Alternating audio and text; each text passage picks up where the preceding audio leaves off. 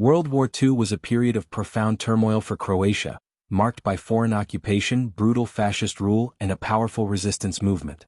As part of the Kingdom of Yugoslavia before the war, Croatia became a central battleground for competing ideologies, ethnic violence, and the struggle for national identity. The wartime experience left deep scars and shaped the country's post-war destiny for decades. The invasion of Yugoslavia and the birth of the NDH. On April 6, 1941, Nazi Germany and Fascist Italy invaded the Kingdom of Yugoslavia. The Yugoslav Royal Army quickly collapsed, and within days the country was dismembered by Axis powers.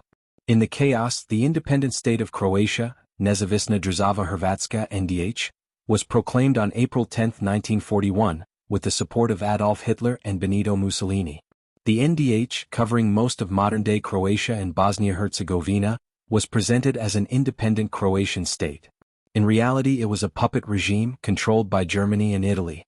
It was led by Ante Pavelic and his Ustaše movement, an ultranationalist, fascist organization committed to creating an ethnically pure Croatia. The Ustaše regime and genocidal rule. The Ustaše established a brutal dictatorship rooted in racial and religious intolerance. Inspired by Nazi ideology and Catholic ultranationalism, the regime launched a campaign of ethnic cleansing and genocide targeting Serbs, who were viewed as enemies of the Croatian nation. Jews, subjected to anti-Semitic laws and deportation to Nazi death camps.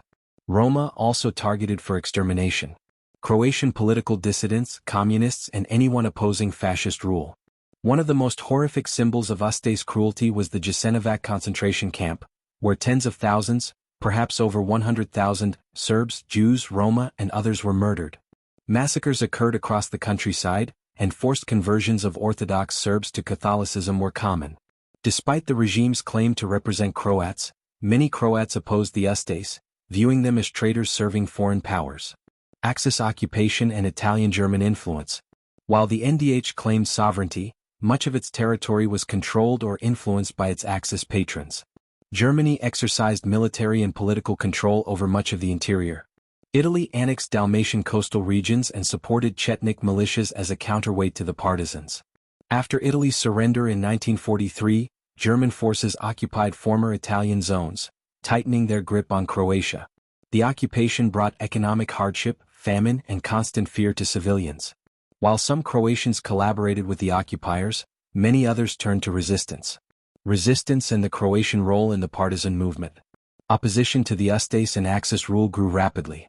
The main force of resistance was the Yugoslav Partisans, a communist-led, multi-ethnic guerrilla movement under Josip Broz Tito.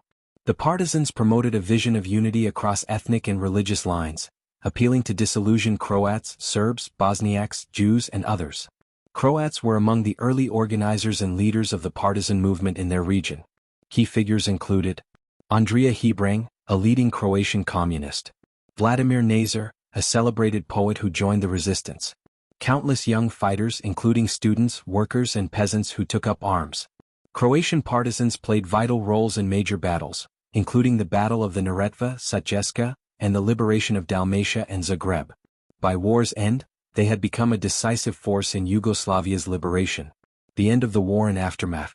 By 1945, the Axis powers were retreating, and the partisans had liberated most of Yugoslavia with limited outside help. On May 8, 1945, Zagreb was liberated, marking the collapse of the NDH. Many Ustaše leaders, including Pavelic, fled abroad. Thousands of collaborators were captured and executed or died in the Bleiburg repatriations, a series of controversial post-war killings that remain a source of historical debate. In the wake of victory, the partisans established the Socialist Federal Republic of Yugoslavia, with Croatia as one of 6 republics. Tito's government promoted a narrative of brotherhood and unity, and emphasized anti-fascist resistance as a founding myth. Legacy and memory.